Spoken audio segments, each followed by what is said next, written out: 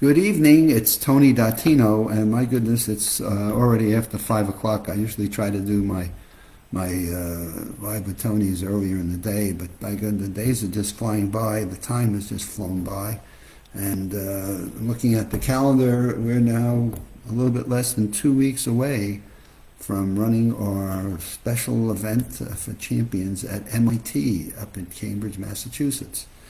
And again, I think Karen Pinson, who was the organizer of all this and puts the games together and the work, totally unrecognized the amount of work that goes into hosting and running such an event.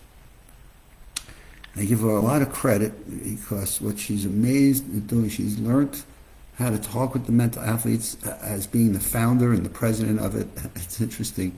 The conversations I have with most people are a lot maybe a little bit more guarded than the ones that she has. And that's a big help to us because she's able to really learn about the mental athletes and what their priorities are and their interest in the event and how they go about their practicing. And so she gains a lot of insight to them, as well as Michael Dattino, who is involved with the creating of the Maximum Memory Mastery course that's in our online course on the website, USA Memory Championship. So I'm very fortunate to have two of they're not kids anymore, they're adults. I mean, they're both adults, and how they've absorbed and they've made such a difference. And Karen has put 25 years of blood, sweat, tears, work into making the event as fun and as challenging and finding that right balance for each of the mental athletes. And the fact that in less than 2 weeks, we'll be hosting a significant event up at MIT that would be hosted by them at their Kresge Auditorium. And we've got invitations out to people that wish to attend. Though they need to register, that's for purposes of space and ensuring we don't exceed the capacity of the Kresge Auditorium. Robert Ajamian, who is our host at MIT, is just putting a lot of his own personal time. And again, people do not realize, as well as we run these events, how much planning and effort and time go into them.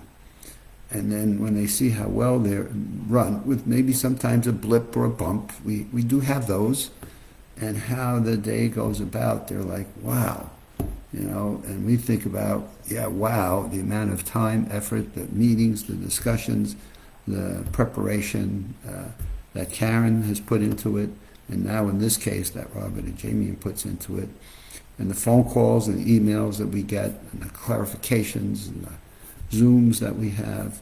It just creates such a seamless event that most people don't have the full appreciation for the time and the effort that really goes into making it a class effort.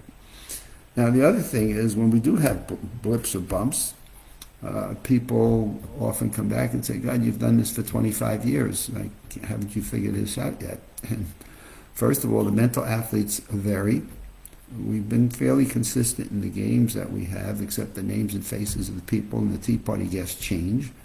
The long-term memory event, which was actually done on behalf of MIT in 2018, it turns out to be one of our best events, all add to the work and the variations that we put. So each time we make any type of a change, a Tea Party guest, a different Tea Party, a scripted Tea Party, a live Tea Party, how we accumulate the information for the mental athletes and present it to them, all have a different little bit of a twist and a little bit of complexity that makes it not cookie cutter, but makes it, okay, this is what we got to accomplish, this is how we have to accomplish, this is what we need to make sure happens, so that all of the mental athletes have the benefits of an equal floor and equal standing. So then what are those events? Well, the first one I've already mentioned is a long-term memory. We vary the data every time by category.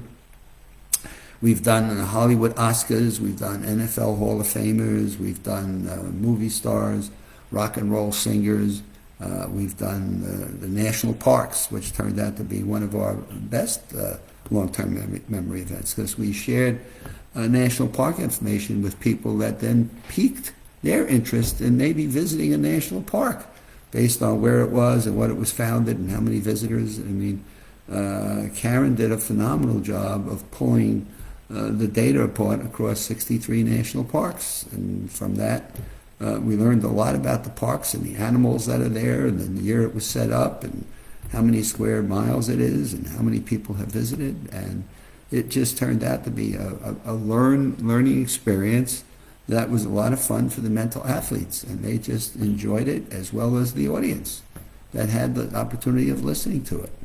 And we gave this year for the MIT event, we gave them information about the states and their capitals and the year they were founded and the things they're famous for and maybe the trees and the logo. And so we gave them information about the 50 states in the Union and how they now had 3 weeks, so we did not give them 4, we cut that down to 3, that they've been studying that information so that when we bring them on stage at MIT, they wow the audience with the information that they've retained and recalled, and they're able to pull that back out for the audience and as well as their competitors and how well that event went. And when we did this on September 28th at Full Sail, they got to what we call our level 4 questions, which are the most difficult questions that we ask. As we grade it from level 1 to 2 to 3 to 4, we're adding in complexity to the questions. And so they wowed the audience on September 28th, and therefore it created a challenge for us. How do we wow the audience at MIT as well as not doing what I call the gimme, where we make it so easy? And so how do we bounce that around and create? And that's the work that Karen Pinson does that's just incredible. And the amount of time that she spends in writing the questions, first getting all the data she needs to and working with the technology and the systems, and then what are the questions that are reasonable for level 1, level 2, level 3, level 4 as we go through our 16 mental athletes, trying to eliminate in the first event 4 of them. And the conversations we've had with MIT and our own team about, will this do it? And we finally reached the conclusion that, you know what, in the first event, we may not eliminate 4 people, and that's okay. We will take whoever passes through the 4 rounds of our first event, and we'll move them on to the second event, which is a list of 300 words. And the highest we've ever gotten in the 15 minutes that they get to remember the 300 words is 150.